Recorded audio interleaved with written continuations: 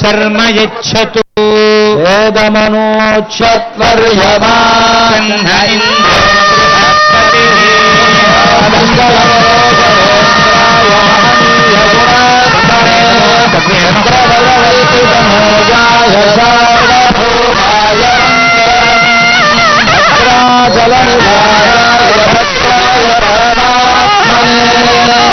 జానకీ ప్రాణనాభాయ రామచంద్రాయ మంగళం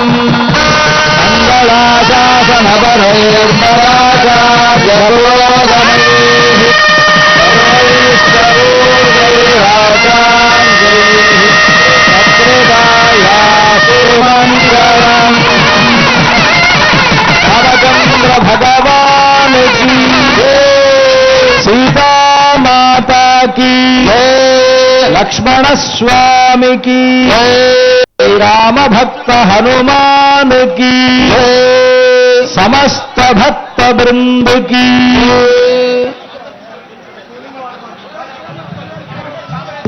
ఆపదామపహర్తారం దాతారం సర్వసంపదాం లోకాభిరామం శ్రీరామం భూయో భూయో నమామ్యహం అసాధ్య సాధక స్వామిన్ అసాధ్యం తవ కిం వద రామదూత కృపా సింధో మత్కార్యం సాధయ ప్రభో.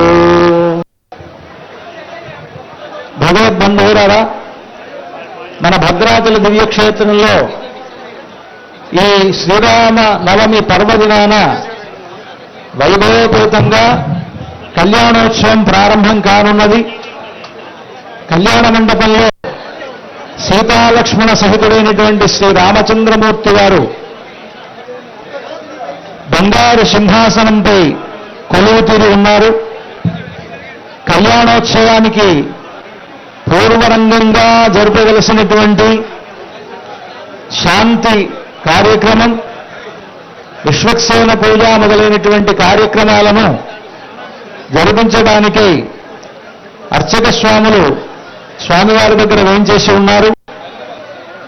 ఎదురుగా అధికారులు, మంత్రులు మొదలైనటువంటి పెద్దలంతా కూడా విచ్చేసి ఉండి సకల జగత్ప్రభు అయినటువంటి శ్రీ రామచంద్రమూర్తి యొక్క కళ్యాణాన్ని వీక్షించడానికి అందరూ ఇక్కడ విచ్చేసి ఉన్నారు.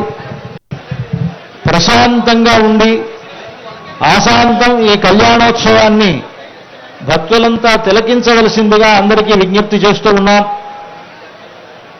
భద్రాచల రామచంద్రమూర్తి యొక్క పరిపూర్ణమైనటువంటి అనుగ్రహం మనందరి మీద ఉన్నందువల్ల ఈ శ్రీరామనవమి నాడు ఈ భద్రాచల క్షేత్రంలో మనమంతా ఈ కళ్యాణోత్సవాన్ని సేవించేటువంటి అవకాశం మనకు కలిగింది. భద్రాచలానికి రావడం అంటేనే అది రాముడి అనుగ్రహం లేకపోతే మనకు జరగదు అని పరాశర మహర్షి చెప్తారు. గౌతమీ స్నానపూర్వంతు భద్రభూధర దర్శనం శ్రీ రామచంద్ర సేవాచ త్రిషులోకేషు దుర్లభ అని భద్రాచలం వచ్చి గోదావరి స్నానం చేయడం ఒక గొప్ప విశేషమని,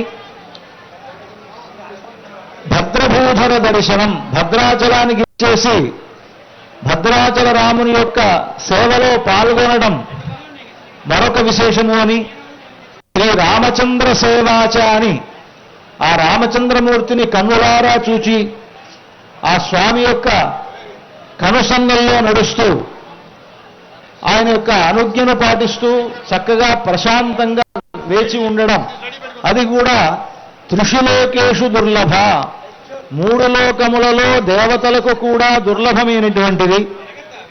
అటువంటిది శ్రీరామనవమి నాడు మనం ఇక్కడికి వచ్చి ఆ కళ్యాణోత్సవం సేవిస్తున్నాము అనంటే ఇది సోశ్వమేధ ఫలమక్షయం లభేతని ఇక్కడికి వచ్చి శ్రీరామనవమి నాడు ఆ సీతారాముల కళ్యాణంలో మనం పాలు పంచుకోవడం అనేటువంటిది అశ్వమేధ యాగ ఫలాన్ని మనకిస్తుంది అని ఈ క్షేత్ర పురాణం చెప్తున్నది.